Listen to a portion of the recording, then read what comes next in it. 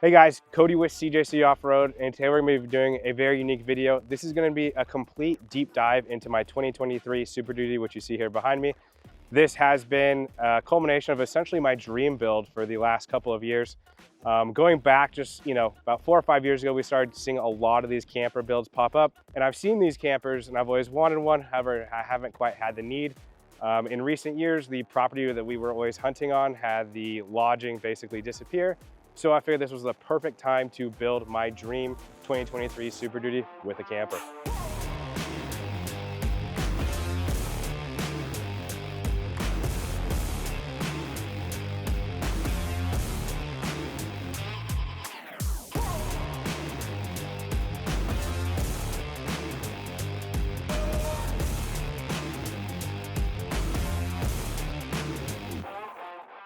So to take this a step back, I want to just address why I've gone with a 6.7 high output diesel, right? There's a lot of very nice trucks on the market, the GM, the Dodge, everyone's at the top of their game, but specifically why I chose this 2023 Super Duty.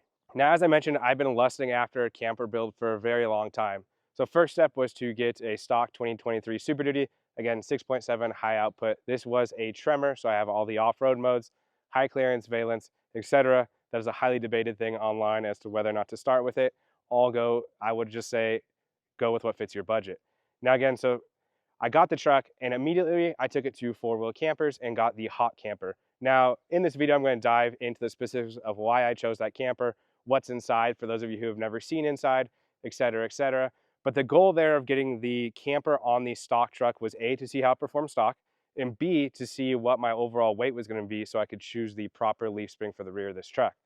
Now again, it was a stock Tremor, so the Tremor actually has the high capacity rear leaf pack, essentially an F350 rear leaf pack. What this camper weighs is around 15 to 1600 pounds from the start unloaded, and then you put all your gear in it and so forth. However, I was extremely shocked at just how bad the handling of the truck was with the stock Tremor leaf pack and the camper.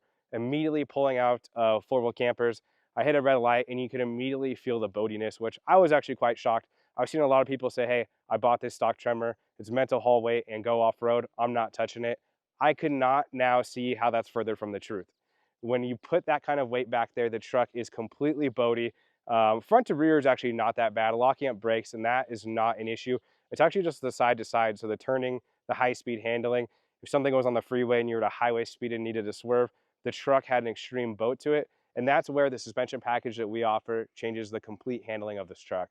So as it relates to putting a camper on the Super Duty trucks, Carli Suspension is going to be the most unique lift manufacturer out there, as they have 3 different leaf packs for different levels of weight to control the constant payload.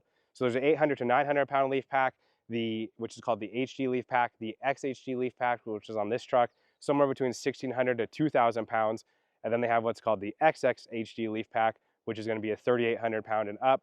That's typically for guys that are building ambulances or extremely heavy setups.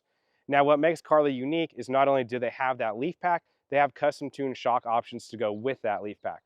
Now, that is going to be the most ideal setup for the safest handling truck. Now, choosing which leaf spring you're going to go with is indeed a balancing act, right? Because some customers aren't putting the camper in their trucks very often, and they would actually like it to ride better and sit at a more level height unloaded. Now, my first experiment was to put the HD leaf pack, which would be not enough capacity, make up for the capacity with the airbags, and see how I liked how the camper handled. And then maybe in the summer months when I really wasn't planning on camping much, pull the camper out and kind of have my cake and eat it too. And that's a common request we've gotten from customers. However, again, first thing I did, I went with the Carli HD leaf pack, the E-Venture shocks. I dialed up the E-Venture shocks with the rear load, just trying to get a little bit stiffer in the rear to control that sway from the undersprung leaves, and then use a little bit of an airbag to compensate for that. However, I did find that that's still, while much better than the stock Tremor suspension, in fact, I would say it's probably 60% better than the Tremor suspension, I still found some slight boatiness when I would try to swerve at high speeds or really do things that you really aren't meant to do with a Super Duty truck. However, I did want to see just what the limits of that suspension setup was. From there, we tossed on the XHD springs, which again is actually designed by Carli on a truck with the 4-wheel camper's hot camper. So it really was the perfect leaf spring for my application. Then I also switched to the XHD tuned pin top shocks. Now that is a shock package, which is a King 2.5 that is specifically tuned for the weight of the truck with a camper on it. and that completely changed how the truck handled. It is really hard to capture on video just how good the handling of this setup is. Again, I've driven trucks, unloaded a ton of trucks, everything we build on our channel I've driven, and the handling characteristics of this truck behind me are insane. I can swerve on a mountain road, I can swerve when towing, I can go through an off-road obstacle course, which like what we're using in this video, and the truck handles extremely well. Now, another component that we've not talked about yet is going to be the Carli torsion sway bar. The torsion sway bar is a lighter rate sway bar. So many times when you see on different Facebook groups, forums, when guys are putting campers in their trucks, they're putting every single stiff sway bar front and rear that they can put on the truck to control the sway, right? Because of the high center of gravity. So in theory, the torsion sway bar would be wrong for this application. However, once you've done the XHD springs and the tune shocks to go with it, it opens up a ton of potential on this platform. Again, running that lighter rate sway bar up front allows the front end of this truck to just drop into extreme drop-offs. In fact, at this off-road park that we're trying this out on, I can literally walk into these ruts and the truck actually maintains its complete composure. Everything in the cabinets of this camper are still there. Nothing's disturbed or broken. You're not breaking your camper, right? Because if you did push the truck hard enough, you could basically break any load in the bed. It just works extremely well. So that is what is so cool about this suspension setup. It is the only setup on the market that is tuned for these campers. Whether it's a four-wheel camper, any other brands out there, it's going to immensely improve the handling characteristics as well as the off-road characteristics. Now, I get that you're not going to take your truck on a Jeep trail, put it on a flex test. However, just like to get access to this site that we're at right now, there is drop-offs. It is a mountain road, and I cannot say enough about how well this setup works and how smooth the even in-cab ride is, whether you got little kids, dogs. Now, for those of you wondering the specific options or who are currently adding this to your cart while you're sitting watching this video, this truck basically has every option. So again, in the front, we're gonna have the torsion sway bar. That is gonna be huge. Pairing that up again with these XHG springs, I cannot flap my jaws enough about that setup. Going to the steering stabilizers, this has the high and low stabilizers. The high and low stabilizers work extremely well on these more modern front ends with the electronically assisted steering. Now, from there, we went with the Carli radius arms. That is again going to free up that front end, getting rid of the big vulcanized bushing at the frame side, getting the spherical Carli joint in there just again allows for that freedom of movement, keeping the camper, keeping the truck flat going down these roads, but allowing the suspension to work. And also on these new 23 and up trucks that are coming very light on caster from the factory, allows you to dial in with a caster shim, the perfect caster setting for your truck, because again, every truck is a little different. Now again, if you are gonna be pushing these trucks with a camper off-road, the strength from that arm, the limit strap, which will help control your suspension from unloading in weird situations like I also ran into today, as well as just the overall clearance, these radius arms are an excellent option. Now, if you are again adding this to your cart on your phone while watching this video, and you did see the price of this and you did want to cut one of the options out for the sake of budget, I would say on everything that's on this truck, suspension-wise, the radius arm would be that last piece of the puzzle, but it is something that could be deleted and or added later and not a great cost. Moving to the rear of the suspension, again, the XHD leaf pack, which is critical to this overall build, and a more recent addition that Carli has added, and that is their shackle. Now, what is special about this shackle? Again, we're just trying to delete as many of these factory vulcanized bushings as possible, as they again limit the movement that this truck has. Getting rid of one more vulcanized bushing in the rear leaf setup allows the setup to dance over the washboard roads with essentially getting less bind and allowing for freer movement. But again, that freer movement does not translate to poor handling characteristics. So that's something very important to note. Because I know some people say, hey, these bushings are actually going to keep the truck a little bit firmer. That's what it's designed for. However, again, the springs and shocks being tuned to work together is really what keeps this truck planted. Now, I do plan to tow with this truck, and in fact, I've already towed with it, and we are utilizing the full travel airbag system, not to be confused with Carli's long travel airbag system, which is not compatible with this 2.5, 3.5 suspension height. The full travel airbag system we've done videos on is an extremely cool airbag system. Right now, because I don't have a trailer on the back of this truck, the rear axle is free to 100% articulate. You can go to complete bump stop, complete extension, and the airbag is not limiting any of the suspension movement, which is something that you cannot say about traditional airbags. Even with a airbag cradle, which is a common solution on the market to that problem, the airbag spacer along with the airbag still at full articulation will limit the amount of suspension movement. And in fact, oftentimes cradles are used in the wrong application and they're actually limiting your suspension travel early. This system gets rid of all of those problems and allows you to freely articulate, get off trail without issue. However, when I do want to haul or have increased weight in the bed of the truck, I slide in the full travel cradles, set the pressure that I want with the pack brake controller, which I have on this truck, and bam, I can haul extremely easily. And again, undo that system in a matter of, I don't know, under a minute. And again, have full capacity for towing or full unrestricted travel for off-roading. Now, speaking of airbags, I know one of the questions I'm going to get is why are we not using an airbag system, liquid spring system, any of those systems that are gaining popularity quite rapidly? There's going to be kind of three main reasons that we're not running that system, right? As a shop, as a company, we have access to any of these systems kind of our choosing. However, in this application for this weight of vehicle, I do think the just single spring and shock combination is going to be the best performing and most reliable. On the performance side, you're able to push these shocks much harder. You know, with the 2.5 race shock, with the suspension travel that these systems are capable of, we actually can publish a travel number, you know, over 9 inches up front, 13 inches roughly in the rear, and that actually is displayed in the performance of this truck off-road, dropping into these ruts, having the suspension move while keeping the chassis, keeping the camper flat. Next up, reliability. It is very hard to get stranded with the setup that's on this truck.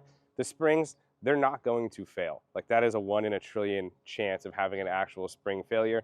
You can blow a shock, however the spring, what's supporting the actual weight of the truck, what's keeping it flat and level going down the road, the spring, it's not going to fail. Therefore, no matter where I go, what I do, the truck's always going to be drivable, right? With an air or a liquid connected system, I pop a line, pop a bag, break a fitting, something like that, the whole truck would be leaning. You know, you're going to need to fix that immediately. You're going to need to address that immediately to have your setup drivable. For something like this, where I'd like to take my family out, go hunting, and deal with the least amount of problems possible, I do think this is a superior choice. Lastly, serviceability. A King 2.5 shock can basically be torn down and repaired by anyone who can service a hydraulic ram or similar, right? So there's shock rebuilders all around the country as it relates to snowmobiles, Harleys, mountain bikes, dirt bikes. Any of those guys with soft jaws and oil can actually rebuild one of these shocks. And again, we've even had customers who do hydraulic service and similar. They've actually been able to tear apart and service their shocks in their driveway. So that is a very cool feature. Now, I know there's gonna be some people who say, well, how come they're using those systems on XYZ six-figure $1 million RV? That is actually where those systems are, you know, more purposeful, right? You're not gonna take one of those 15,000 pound RVs and slide around a corner, shove it into the woods like we can with this truck. So that's where those systems shine, right? Their flat on-road performance is gonna feel like you're riding on a cloud. Once you hit these washboards, those systems cannot keep up with a single spring and shock, and that's why I chose a single spring and shock for my personal truck. Now from here, since it's a very long modification list, we're just gonna move to the front, or from the front to the back of the truck, just so I don't get lost in my own list in my head. Looking at the lighting, this is gonna be the factory aftermarket brand light bar with the Baja Designs LP6 lights. Just with that light alone, I can't outrun them with this camper. I can't find a limit to the light output, right? It's an extremely bright light bar setup. Now, we do make our own harness for this to allow 3 lights to kick on one of your outfitter switches and 2 lights to kick on another one. That way, for instance, we're coming into a campsite like this dark, I can just have 2 of the lights on so it doesn't look like aliens are landing, yet I can still see anything I'm coming up on. From there, fog light kit, an extremely cool fog light kit. It's actually something we've wanted to come up with ourselves, would be a factory looking dual fog light kit. However, BMC Lights knocked it out of the park. This is going to be their Squadron and S2 kit. So I have Squadron Pros, which again would work for campsite lighting, just auxiliary lighting. Even I would use those on a mountain road with very little oncoming traffic, yet where I need a lot more light. Then we have the SAE, which are kind of a road legal S2 light. Those are going to be even in your own neighborhood, just adding a little bit additional lighting to your factory headlights. Now, moving on to the wheel and tire package, I did kind of skip that when mentioning the suspension. This is going to be a 37 by 1350 R18 Falcon RT tire. This is a relatively new tire. However, I did want to find a 37 1350 R18 tire with the kind of capacity, because again, we have the camper on here. I do tow, again, a pretty heavy trailer. So I again wanted to get a tire that's going to match the capacity. Now, people also mention wheels. When it comes to wheels, finding a wheel that's going to match the capacity. The Innovate wheel's going to be the most expensive wheel that we offer, but it is a built-to-order forged wheel. Now, the benefit of this is these are load tested to an extremely high rating with a 40-inch tire. Oftentimes, when you're looking at wheel ratings out there, the wheel rating is actually on an OEM size tire. With an OEM size tire, the leverage is much less, so testing it with a 40-inch tire is a very cool perk that Innovate has already done for us. These are going to be the Innovate G700 wheels. That is a simulated beadlock ring. I did not want to deal with a possible beadlock air seepage or anything like that with a camping rig on a family vacation. I just, again, simplicity's sake. The beauty of, a simulated beadlock wheel is still if I rub this against a rock, which I have done on multiple of my vehicles, I can simply put a new bolt on, get the ring recoated or replace the ring, and you have a brand new wheel. So a lot of people are like, why would you run a simulated beadlock? It actually acts almost as a skid plate or bash guard and allows you to protect an extremely expensive wheel such as this. Last thing to note, the very cool Innovate machined hubcaps, right? The Super Duty trucks, you have the selectable hubs. I guess on the 24 Super Duties, they've even started to move away from those on one of the sides, which is ridiculous. But you have the selectable hubs. The selectable hubs are still going to work with this billet cap. So it's a very cool option for those of you looking to just completely deck out one of these Super Duty trucks. Now, one of my favorite mods is actually something that we do not sell, is the protective wrap that's on the whole body of this truck. It's something I saw when we were actually down in Australia. We were checking out some of the trucks down there. I noticed a black truck that we had just driven through basically a bunch of trees. The next day, the truck looked like it was still brand new when it came to the cab, and I was, how the heck did you do that? They showed me the PPF wrap. I've heard about it up here. It's something that's talked about a lot on Facebook groups, forums, things like that. However, I really was not a believer until I saw that. Now, on my personal truck, I am firmly a believer. This truck was actually done by American Wrap Co. in Southern California, so if you're anywhere local, they're an extremely good resource. Typically, they do vehicles that cost much more than my truck, but they do handle trucks as well, and the owner is actually a very passionate diesel truck owner himself. But back to the wrap, it is an Xpel wrap. Again, it is basically all of the painted surfaces of this truck. I can back them into bushes when you're making a U-turn on trails, pulling into tight parking lots and you gotta park against the bushes. You no longer have to worry about scratching your bumper or anything like that. So it's just a super cool upgrade to do to your truck. There's a ton of other characteristics that I'm probably leaving out, the UV protection, warranties, things like that. But it's just a very cool option for those of you who are gonna use these very high-end trucks off-road and worry about preserving resale value, the life of the truck, etc. Now moving on, inside of the truck, it's pretty OEM. I have the Banks iDash that is just going to allow me to keep an eye on the temperatures. The factory dash does have their diesel gauge options, which actually work quite well. However, especially with the 23 trucks, there was a ton of software issues where the gauges would disappear every time you turn on the truck.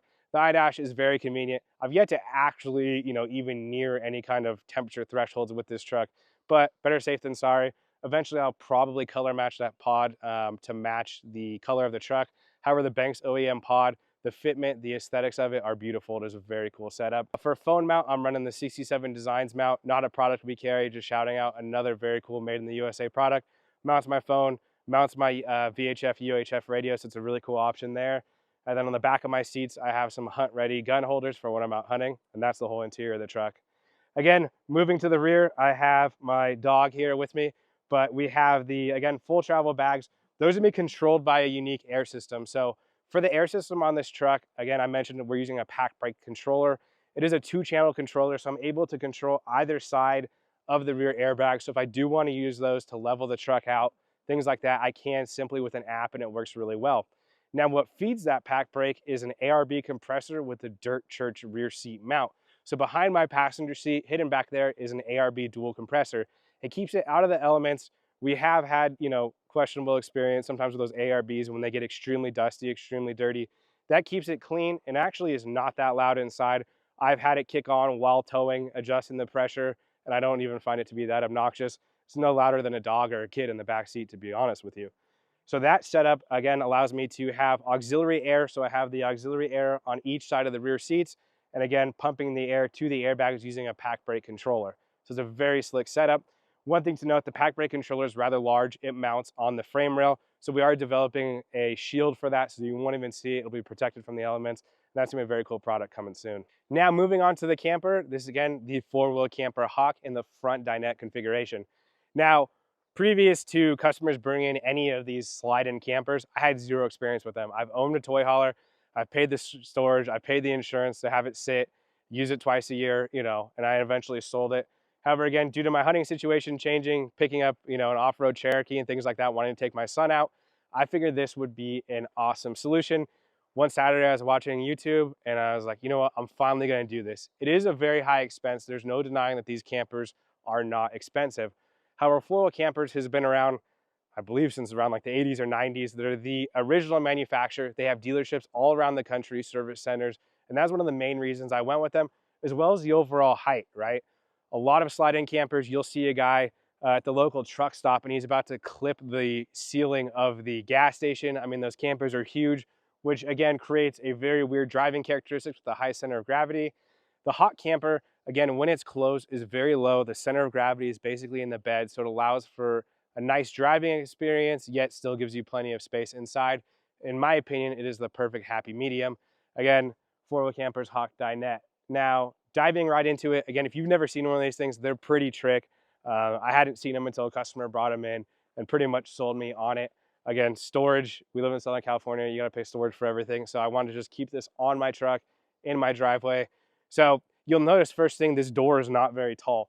That is what allows the four-wheel camper to stay low, right? So if I did have a true 6-foot door, essentially the camper would be this high full time. So one of the very unique things about these campers is how low they are closed, which does allow for a shorter door. That is pretty much the only negative I could possibly find on a four-wheel camper is the door entrance.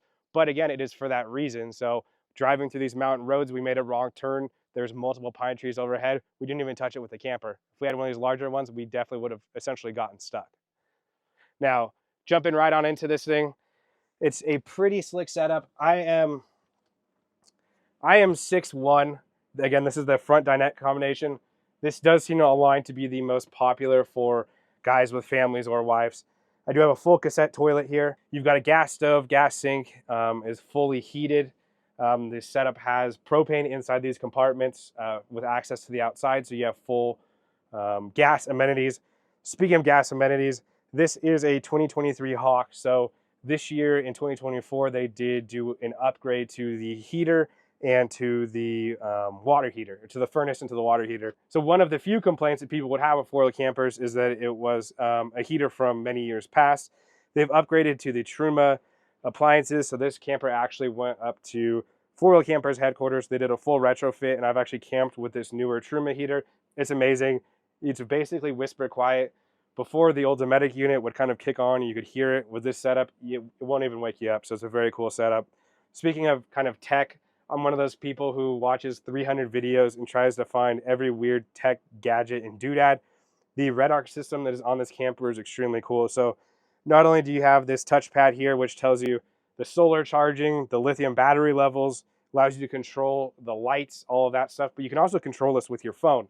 So you can be outside, turn on the camper lights, turn them off. You don't have to climb back in when you forgot something. You can kick on the fans for the refrigerator. There's so many cool features, so much cool tech packed in this. So while people will sometimes say like, hey, what about, company X, Y, or Z? They're a new company. They have all the high-tech stuff. Four-wheel campers actually has all that in a very time-proven platform. So that's what I love about it. Again, full refrigerator, eating area. There's storage everywhere. There's storage in here. We've got storage above the toilet, storage in the sink, storage underneath all of the seats, even in the floor here. You could opt to actually make this a shower pan where you would take the lid off and you could shower in here. I'm probably not going to use this in anywhere where I need to shower or where it's too cold to shower outside. So this camper has, the list is so long. I'm actually forgetting a few of the options. I have a full shower enclosure outside, so you're going to get that heated shower experience and things like that. Bed size, this is somewhere between like a twin and a queen bed. However, you take those extra cushions, you slide it out, and you have a full king bed. That's been really cool. Be able to get the wife and kids all in there. The kids are little, so they still want to sleep with us. That's an excellent option. However, if I did want to go out with a buddy on a hunting trip, one person can sleep here, one person can sleep there, the dog somewhere in between, and it is a very cool option. Now, again, if you've never seen one of these campers, it is a ton of camper in a very small package. Again, 2 vent fans, LED lights. The list goes on. I know I'm forgetting something, and four-wheel campers probably going to say, hey, you forgot to mention this, but it is truly impressive on just how much tech, how many amenities they fit into this. I have an external propane port, so for a Blackstone griddle, one of those, instead of having to carry all of those small propane bottles, I can actually just connect that to the camper. I can cook and grill outside, keep my food smells outside, and yet still, be able to use the onboard gas instead of hauling more. Again, outside shower, you can rinse stuff off, you can rinse yourself off.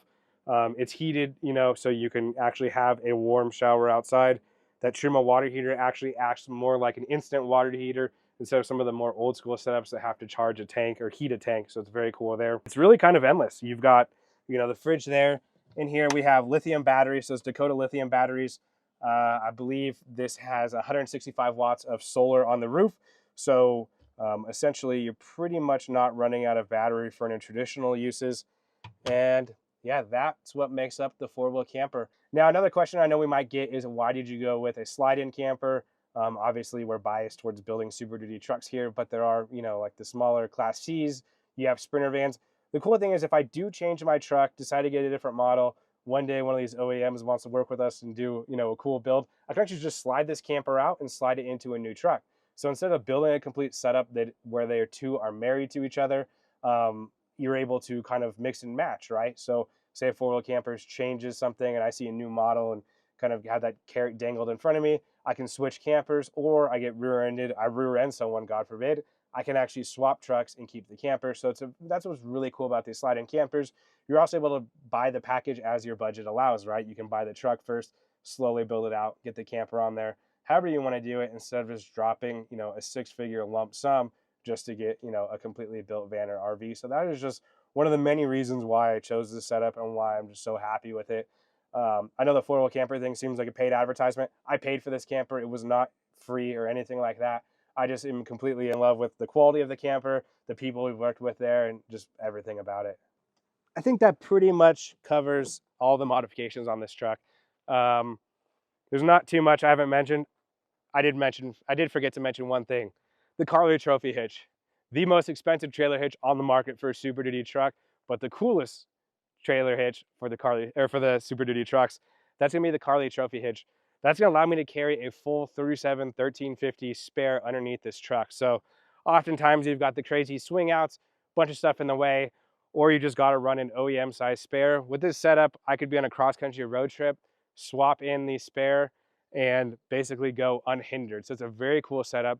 It is expensive, there's no denying that, but for a build at this level, when you're already buying all these other parts, that is an extremely cool option. And one of the things that adds to the range of this truck is actually gonna be the S&B 60-gallon tank. With that 60-gallon tank, I can take complete road trips without having to stop. Usually, unfortunately, my bladder is the limit of that. However, it is extremely cool being able to push, not quite, but almost to 1,000 miles of range when you're really babying the pedal and trying to get as much mileage as possible. So it's a really cool setup. So I'd say that pretty much rounds out this build. Now, as far as next steps go, there's not a whole lot left. One thing to note with the current exhaust, you do have to remove one of the heat shields. So a lot of the aftermarket replacement filter back setups do not work with the Carli Trophy hitch as of now.